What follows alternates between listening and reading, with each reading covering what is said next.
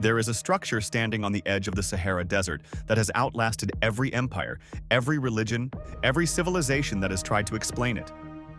4,500 years old, according to the textbooks. But what if the textbooks were written by people who were afraid of the answer? You were taught that enslaved people built the pyramids, hundreds of thousands of broken bodies dragging stone across sand. That was never true. And someone has always known that. The slave narrative was never archaeology, it was assumption.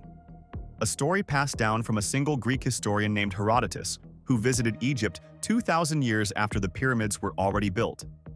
He heard stories, he repeated them, and somehow, for centuries, that became fact.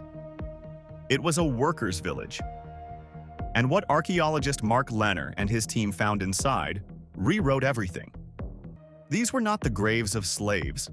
These workers had organized burial sites, evidence of medical care, healed fractures, surgical amputations that the patient survived.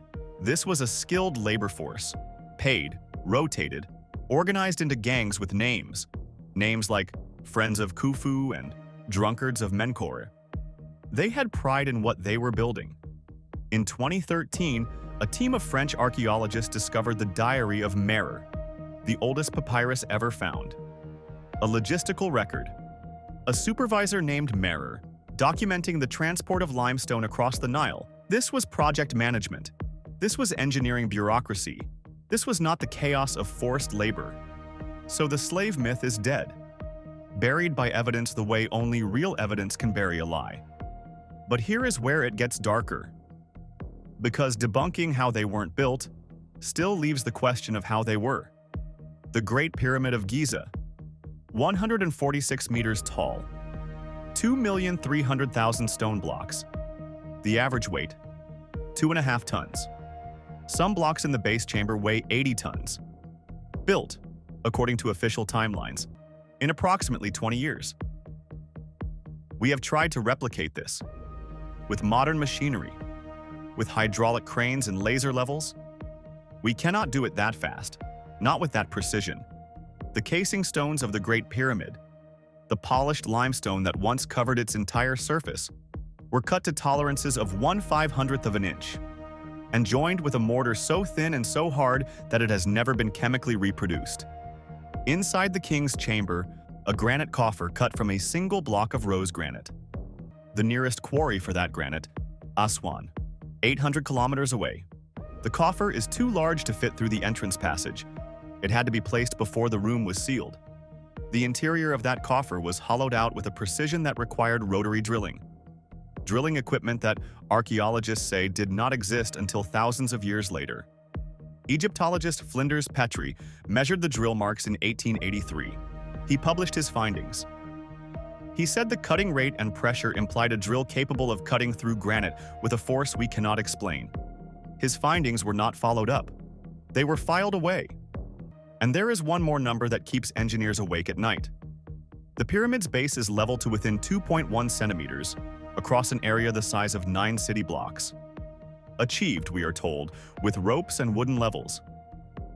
Skilled workers, no debate. But skilled workers using what? Because what they achieved should not have been possible, unless someone was working with knowledge we no longer have, or knowledge we were never supposed to find. This is where official history stops walking with us. Because beyond this point, the answers don't come from universities. They come from patterns, from anomalies, from the things that scientists notice, publish, and then quietly stop talking about. In 1994, Robert Bauval published his Orion correlation theory. His observation was simple, devastating in its simplicity. The 3 pyramids of Giza, Khufu, Khafre, Menkaure, mirror the 3 belt stars of the Orion constellation, not just in arrangement, in relative brightness. The smaller pyramid corresponds to the dimmer star. The Nile, running north, mirrors the Milky Way. And when you calculate the position of the stars at the time, this alignment was perfect overhead. The date is 10,500 BC. The mainstream rejected this, called it coincidence. Pattern recognition run wild. But then came the Sphinx, Geologist Robert Schoch. Not a mystic, not a conspiracy theorist, a tenured professor of natural sciences at Boston University. In 1990, he looked at the Sphinx and saw something that changed his career. The erosion on the body of the Sphinx is not wind erosion. It is not sand erosion. The pattern, deep vertical channels, rounded undercutting, is the signature of water. Heavy rainfall. Sustained, ancient rainfall. Egypt has not had rainfall capable of producing that erosion pattern since at least 7,000 BC, possibly as far back as 10,000 BC. If Schoch is correct, the Sphinx is not 4,500 years old. It is at minimum 9,000 years old, possibly older. He presented his findings to the Geological Society of America. They agreed with his geological analysis. The Egyptological community responded by saying, and this is a real quote, that his findings were unacceptable and that he needed to find more respect for the ancient Egyptians. He was not wrong about the geology. He was wrong about the implications. Modern researchers studying the King's Chamber have documented that the granite walls, ceiling, and floor resonate at a frequency of approximately 438 Hz, the same frequency as the human heartbeat in meditation. This was not accidental. Acoustic architecture at this scale requires planning, intention, knowledge of physics that our history says these people should not have had. Or perhaps they had knowledge of a different kind of physics entirely. Who were these builders? Who taught them? Who came before? Something was here before Egypt. The evidence says so. The Egyptian authorities have restricted independent research on the Giza Plateau for decades. Certain tunnels, certain chambers, off-limits, always off-limits. But in 2017, science found a way in that required no permission. Muon tomography. Cosmic ray particles, muons, that pass through solid matter and can be detected on the other side, the way X-rays pass through skin to reveal bone. An international team called Scan Pyramids used this technology on the Great Pyramid. The results were published in Nature, one of the most prestigious scientific journals in the world. They found a void, a previously unknown cavity inside the Great Pyramid, at least 30 meters long, positioned above the Grand Gallery, sealed, completely sealed. The team called it a void. No one has gone inside. There is also the matter of the sealed chambers beneath the Sphinx. Seismic surveys conducted in the 1990s by geophysicist Thomas Dobecki detected a large rectangular cavity beneath the left paw of the Sphinx. The dimensions were too regular, too perfect, not a natural formation. The Egyptian authorities halted the survey.